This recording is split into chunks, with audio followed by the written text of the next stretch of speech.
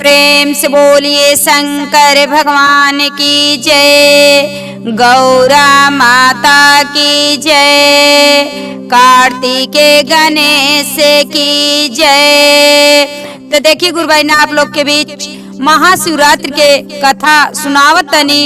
हमरे कथा के आप सब शुरू से लास्ट तक सुनम आ सुन के कमेंट बॉक्स में बताई कि हमार कथा सुन के आप सबन के कैसन लगल बाटे, और कमेंट बॉक्स में आप सब हर हर महादेव लिखम।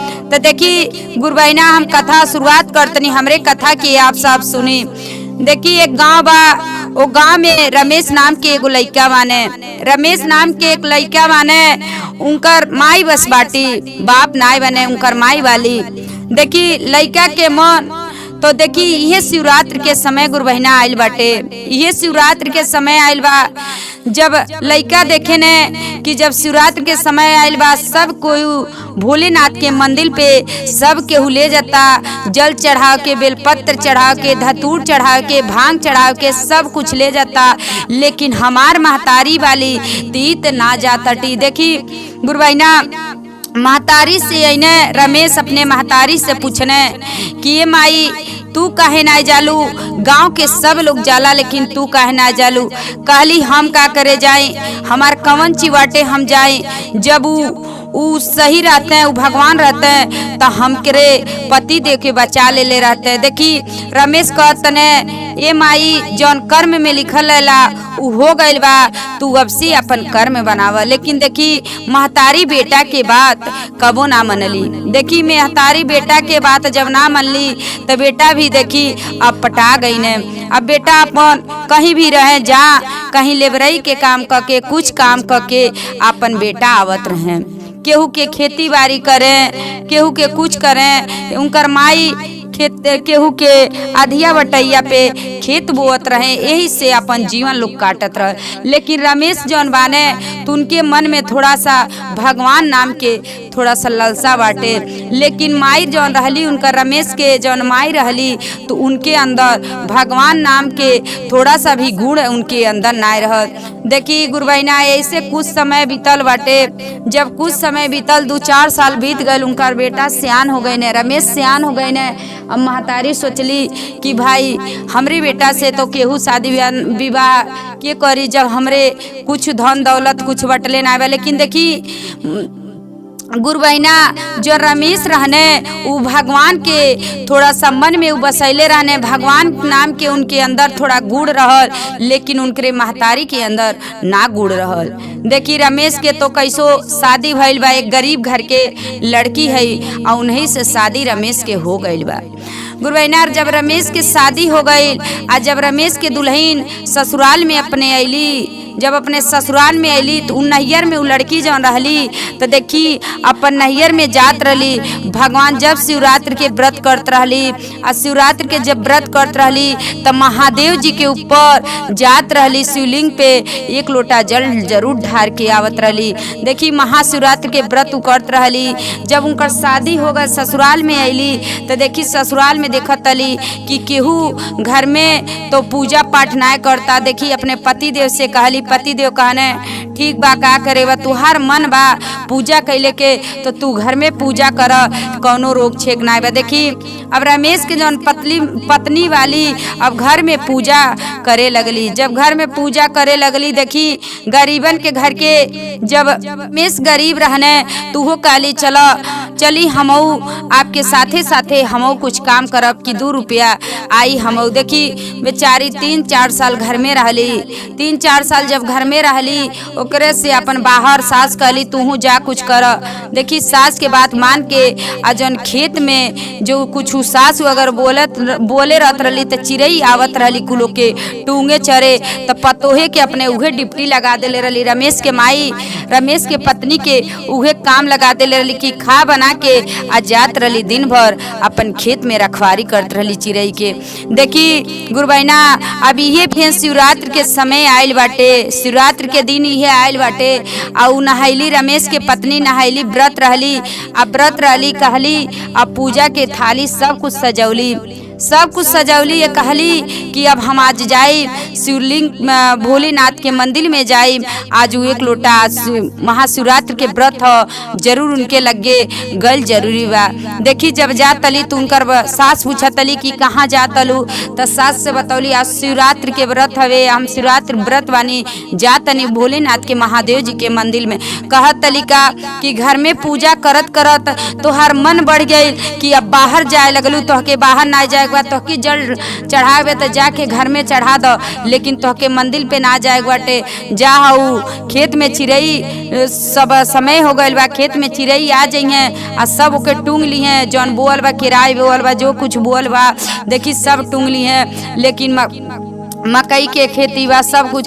देखी अब उस रमेश के पत्नी सोचे लगली अब का करी, सास रहली रमेश ना रहने, अब सास रहली, सास कहतली कि ना जाए दे तली, रमेश के पत्नी कहतली अब ना जाए देहली। अब का कैली, अपन जौन पूजा के थाली सजौले रहली गुरबहिना, उ पूजा के थाली रख देली, उ पूजा के थाली रख देली आ लोटा के जल भी रख देली आ रख के अब चल गईली खेत में। देखी जब खेत में चल गईली गुरबहिना, खेत में जाके एगो पेड़ रहल, वही पेड़ के खेत में पेड़ रहल, वही पेड़े के लगे बैठ के अब रोए लगली। का कहतली कैसे, हे शिव गुरु आजू के दिनामा जो भूखल बानी सुगुरु राउर बरतवा की राउर बरतवा शिवगुरु महाशिवरात्रि की भूखल बानी। आजू के दिनवा शिवगुरु भूखल बानी हो कि भूखल बानी।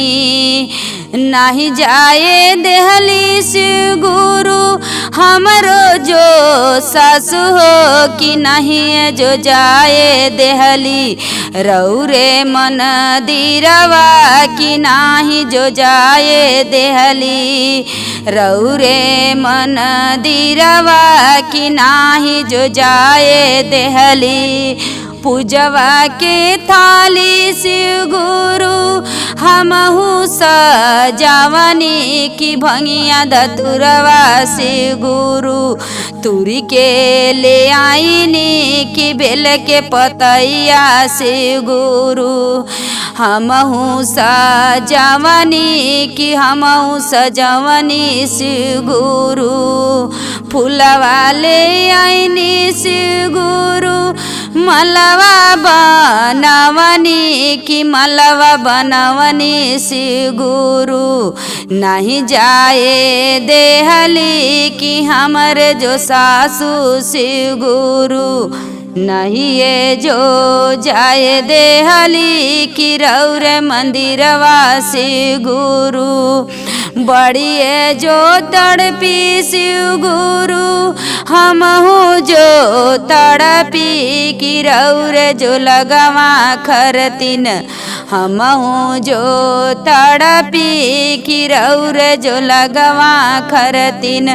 नैहर में रहनी तो गईले जो रहनी की रौरे मंदिरवा शिवगुरु गईले जो रहनी की रौरे मंदिरवा शिवगुरु। ससुरा में आईनी तो नहीं जो ही गायनी की रौरे मंदिरवा शिवगुरु नहीं जो गायनी की रौरे मंदिरवा शिवगुरु। आजू के दिनवा शिवगुरु भूखल बानी हो कि राउर बरतवा शिवगुरु भूखल बानी हो कि राउर बरतवा शिवगुरु। आजू के दिनवा हवे महाशिवरात्रि की आजू के दिनवा शिवगुरु भूखल बानी है कि आजू के दिनवा शिवगुरु। देखी इतना कह के रमेश के पत्नी वही पेड़े के लगे गागा रोवत अली।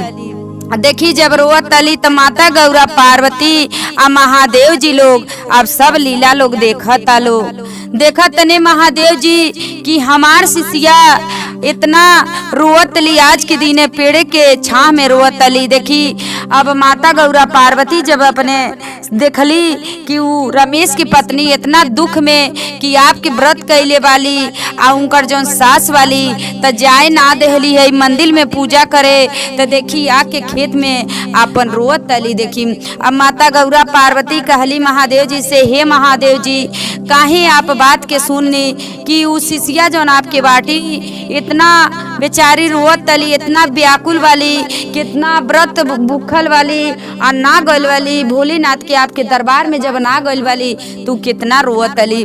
देखी अब माता गौरा पार्वती और भोलेनाथ महादेव जी देखी सेठ और एगो सेठानी के रूप में भेष में लोग आए लोग, सेठ सेठानी बन के पति पत्नी दोनों जानी आए लोग।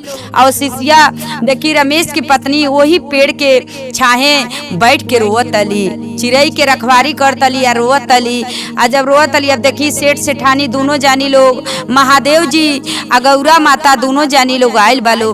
पूछता लोग कि तू काहे इतना पेड़े के लगे बैठ के आ काहे इतना तू तड़प तड़प के सुसुक के रोवत अलू, आखिर में तोहके का भइल बा, कवन तोहके दुख बा। कहत अली का कि आज शिवरात्रि के दिन रहला, आज हम व्रत वानी आ पूजा की थाली सब कुछ जौन जौन महादेव जी के लगेला भांग धतूर बेलपत्र ऊखी बैर सब जितना लगेला उतना सब हम तोड़ के आ सब हम सजौले बानी थाली में, सब सजौले बानी। आ देखी जात रहनी है जब भगवान के मंदिर में जात रहनी, महादेव जी के मंदिर में जात रहनी है तो जवन हमार सास वाली तू जाए ना देली है, कहतली कि जा घर में ही पूजा कर आ जाके और खेत में जवन चिड़ई कुल टूंगत चरतली कुल जाके तू रखवार कर। देखी ना जाए देली है, जब ना जाए देली है तो आके उहे महादेव जी के सोच सोच के रोतनी कि आज हम आपके व्रत वानी, कहियो हम आपके मंदिर में जा ना पातनी पूजा करे, हमार सास बाटी तो ना जाए देतली, आ पति देव हमार बटले ना बटे, उ गइल बने प्रदेश में अपन बाहर गइल बने कमाए तो यहाँ सास वाली तो हमके जा ना देतली। काहे से लड़का भी अपने महतारी से बात से थोड़ा डरात रहने। देखी अब का कई लोग सेठ सेठानी दोनों जानी का कई लोग मिल के लो एगो इतना बढ़ान पोतली गठरी बना के और वही में देखी सामान लोग देले रहलो आ दे के कहलो कि जाके अब तू जाके पूजा कई के अब हम तबले तुहार रखवारी करतनी खेत के। देखी अब गईली लेके गईली आ महादेव जी के पूजा क कैली। देखी ई महादेव जी सब सामान देले बानी सेठ सेठानी के भेष में बन के आके आ उहे माता गौरा पार्वती और महादेव जी मिल के आ लोग देहले वालो आ देहल जब लोग त ई का कैली अब गईली पूजा क के आवत अली। अब देखी सास सोचली घरे का सोचत अली जाई देखी खेते में उ का करत अली रखावत अली कि का करत अली। देखी जब तक उ आवत अली तब तक ही का बोलेला इतना बढ़न जौन अब उमें सोना चांदी सब कुछ के जेवर पैसा सब कुछ भरल अब लेके जैली घरे। अब उ सोचली कि हम जाए लेकिन अली ना। देखी अब जात अली जब घरे गईली तो अपने सास से सारा बात बतावे लगली, अपने सास से सारा बात बतावे लगली कि हम पेड़े के लगे हम रखावत रहनी है आ एगो सेठ सेठानी बहुत धनी लोग रह लोग आ उहे लोग आए लोग ई लोग हमके गठरी देहल लोग आ कहल लोग कि ले जा घरे तू अपने उहे लोग देले बाटे। देखे कहतली कि शिवरात्रि के व्रत कैले रहनी मम्मी अपना जाए देहनी ती सब हमके देहले वानी महादेव जी सब। देखी उनके ही हो गई कि महादेव जी हमके देहले वानी।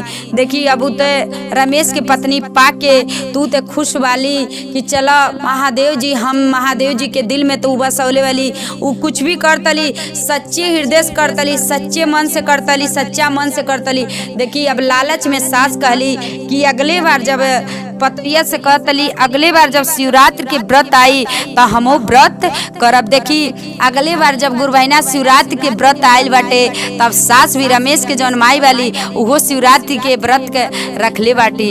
देखी शिवरात्रि के व्रत कैले वाली आ शिवरात्रि के व्रत कह के आ ओई दिन अपने पतोही के ना कहली कि जा तू खेत में चिड़ई के रखावे। देखी अपने गईली पेड़े के छाए बैठ के जैसे जैसे रमेश के पत्नी कहले रहली रमेश के महतारी से वैसे जाके अब पेड़े के छा वही जा खेत में जौन पेड़ बा वही जा बैठ के रोवत अली।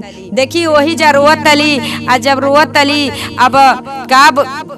अब सेठ सेठानी महादेव जी के वेश में दोनों जानी लोग आयल बालो। सेठ सेठानी महादेव जी के वेश महादेव जी सेठ सेठानी के वेश में लोग आयल वालो। पार्वती जी और महादेव जी दोनों जानी लोग आयल वालो। पूछा था लोग उनसे रमेश के महतारी से पूछा था लो आखिर में काहे तू पेड़े के छाए बैठ के आ काहे रोवत अलू। कहली कि हमार जौन पतोही वाली उ बहुत झगड़ा करतली, बहुत नंगीन वाली, बहुत झगड़ाइन वाली, दिन रात हमसे झगड़ा करेली सब कुछ। देखी अब उ रमेश के जौन महतारी वाली सब कुछ झूठ झूठ में आ गौरा माता से आ महादेव जी से कहत अली। देखी उहे सेठ सेठानी लोग हलो लेकिन ई ना जानत अली कि उ के हवे। देखी जब इतना बात कहे तू कहने का कि तू ठीक बा घरे चल जा हम तोहार खेत रखावत तनी कि ना एको चिड़ई लगी है। कहत अली कि नहीं आ उनके तो आपनी कहतली कि आप पैनी तो उनके ते सोने चांदी के गठरी देनी आ हमके कुछ ना देतनी।